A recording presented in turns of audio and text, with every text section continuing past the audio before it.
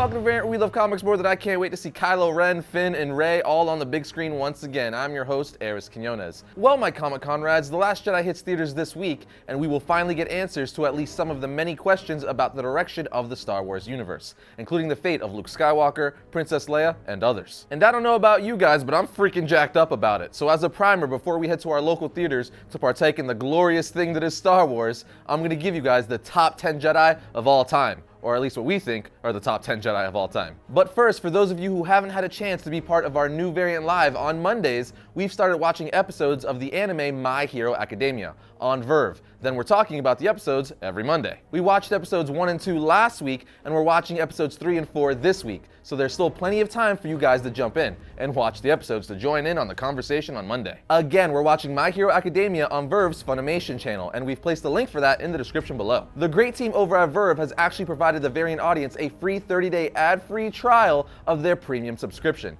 So if you're not already a member, just click the link in the description. Sign up and watch My Hero Academia with us for free for the next 30 days. With that said, let's start talking about some Jedi.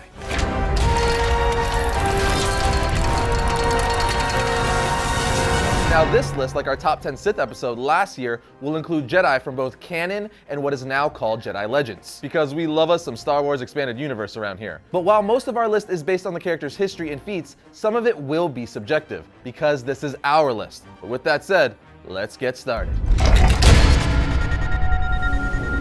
Leading off at number 10 is Kit Fisto. This powerful Jedi Knight was trained under Yoda himself and was one of the Order's greatest generals who led countless battles during the Clone Wars. He was also one of the all-time great lightsaber masters, especially in underwater combat, as he was capable of breathing underwater. This ability allowed him to lead the army to victory during the underwater battle of Mon Cala. But Fisto was such a skilled fighter overall that he nearly killed General Grievous single-handedly, and was chosen to be part of the Jedi team to confront Darth Sidious, a mission that ultimately cost him his life. Nevertheless, Kit Fisto was a boss.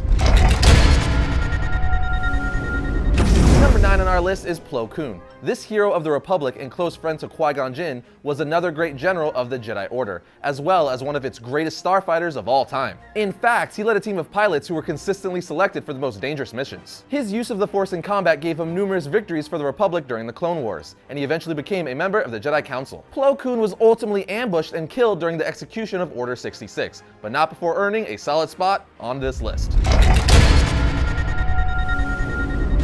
Number 8 is Qui-Gon Jinn. As a former apprentice to Count Dooku and master to the legendary Obi-Wan Kenobi, Qui-Gon has a very impressive history. And though some view him as a possible Grey Jedi, his connection to the Force was undeniable. One of Qui-Gon's greatest strengths was his ability to use the Force to manipulate weaker minds. He was so gifted in that area that he has even been seen to successfully use the Jedi mind trick on a Hutt. And as we remember from Return of the Jedi, Hutts are generally immune to that technique. After Qui-Gon's death, his strong connection to the Force transformed him into a Force ghost, and he would then teach Yoda and Obi-Wan the secrets to achieving that state from beyond. Enough said.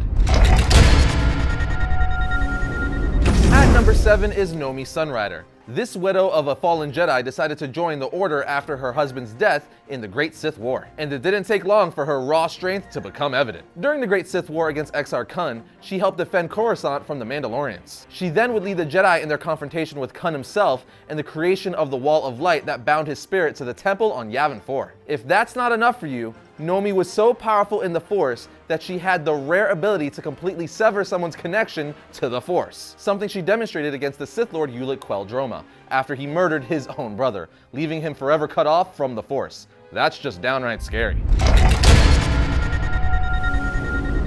Coming in at number 6 is Anakin Skywalker. I know some of you are probably wondering why he's not in our top 5, but the answer to that is pretty obvious. Anakin turned to the dark side, betrayed the Jedi, and was horribly maimed in a duel with his former master, Obi-Wan Kenobi. All things that of course left him unable to fulfill his limitless potential as a master Jedi. But before being seduced by Darth Sidious, Anakin had such a strong connection to the Force that Qui-Gon Jinn believed him to be the one who would bring balance back to the Force. Qui-Gon even famously defied the Jedi Council to train Anakin as a Jedi despite his advanced age. Anakin went on to become an incredibly powerful Jedi Master in general for the Republic during the Clone Wars, and before his fall to the dark side, his strength grew to the point that he was able to defeat and kill former Yoda apprentice Count Dooku by himself. In short, if it weren't for Anakin's poor life choices, he would likely have become the most powerful Jedi to ever live. Number 5 is easily the greatest and most popular Jedi from Star Wars Legends, and that would be Revan. This Force-wielding beast started as a Jedi warrior who split with the Jedi Council to protect the Republic against the Mandalorian invaders. A vicious and brutal race who came to fear Revan so much that they gave him the nickname the Butcher. He even defeated and killed their leader in single combat. But while Revan's actions during the Mandalorian War saved lives in countless worlds, his morally questionable tactics pushed him towards the dark side, and he was eventually turned by the Sith Emperor Vitiate along with his own apprentice, Malak. However, after a good amount of time fighting to expand the new Sith Empire, his apprentice Darth Malak attempted to kill him, as is the Sith way. Revan just barely survived Malak's betrayal, but was captured by the Jedi Strike Force in the process. This led to a strong debate among the Jedi Council over Revan's fate, but they ultimately decided to use their power to rewrite his mind, so that his incredible power could be used for good, something they had never done before. Now restored to the Jedi Order, Revan went on to wage war against the Sith Imperial Empire, and killed Darth Malak. Overall, Revan's influence made an impact on the galaxy that lasted for thousands of years, and in Legends, he helped shape the future of Force ideology and strategy.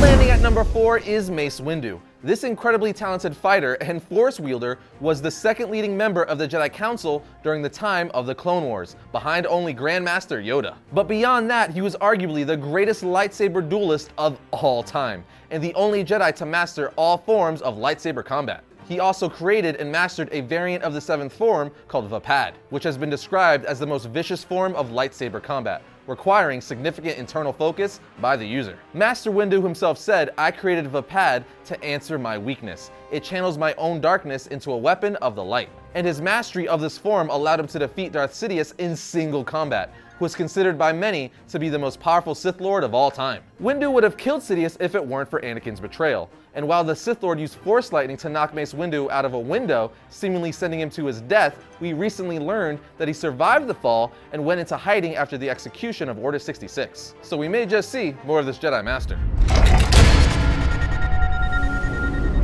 Number 3 is Obi-Wan Kenobi. Come on now, you had to have known Master Kenobi would be in the top 5 somewhere. Obi-Wan is one of the most popular and well-known Jedi in the Star Wars universe, but it's his accomplishments that make him our 3rd most powerful Jedi of all time. Let me give you a few examples. He cut Darth Maul in half after watching him kill his master, Qui-Gon Jinn, becoming the first Jedi in 1,000 years to defeat a Sith Lord in one-on-one combat. He then followed that up by becoming a Jedi Master, establishing himself as one of the Republic's primary generals in the Clone Wars, killing General Grievous single-handedly, beating the fallen and very powerful Anakin Skywalker in a lightsaber duel, and surviving Order 66. If that wasn't enough, in his later years, he mentored Luke Skywalker and became a Force Ghost after sacrificing his life to allow Luke, Leia, and Han Solo to escape the Death Star. I don't know about you guys, but I really want to see a solo Obi-Wan movie in the future.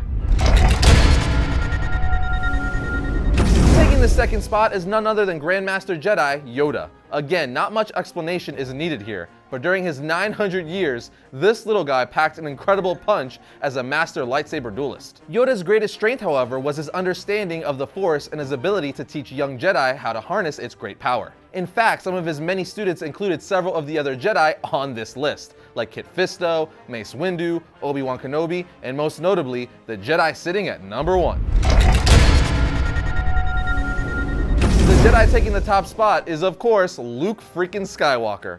Like his father, Luke's power potential essentially had no ceiling. And after limited training from both Obi-Wan and Yoda that began many years past the typical age a Jedi is supposed to start their training, Luke was still able to use the Force to fire the shot that destroyed the Death Star. He then, of course, went on to defeat Darth Vader in single combat and start a new Jedi Order. But it's really the expanded Star Wars universe through Legends that really demonstrates Luke's power most significantly, with the most impressive example being when Luke defeated Abeloth, a being that is as close as we've seen to the physical embodiment of the dark side of the freaking Force. We'll obviously find out more about Luke's position with the Jedi this weekend, but the only proof we really need is that George Lucas himself has called Luke Skywalker the most powerful Jedi who ever lived, period. So who are we to argue? He created the freaking universe. But now it's your turn to let us know who you think are the top 10 Jedi. So let us know in the comments section down below, and then head over to VariantComics.com to keep the conversation going with other members of the Variant Nation.